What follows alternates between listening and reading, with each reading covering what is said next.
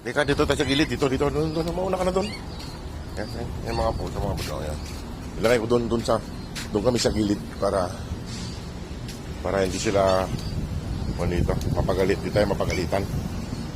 Ayan. Nasaan na iba? Wala yung iba eh. Nasaan na iba?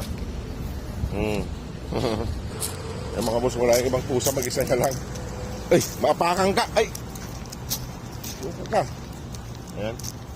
Pero ilagay na rin natin dyan yung pagkain niya para makakain siya. Ayan o. Dito ko linalagay sa may sulok para hindi kami masita. Ay, dito sa accommodation ko. Ayan. Ayan mga boss, mag-isa lang ni Mama Kat. Wala yung iba. Hindi nakatunog yung iba. Mga namamasyal siguro. Magsulo niya, sulo. Ayan o. Wala yung iba o. Ayaw kung saan pumunta yung iba. Hindi na niya mauubos yan, kaya marami yan. At mamaya ay pupunta na yung mga yan dito. Ayan siya, mag-isa lang niya. Kumakain, si Mama Kat. So mga boss, at iiwanan ko na rin dyan si Mama Kat para maggagayak pa ako.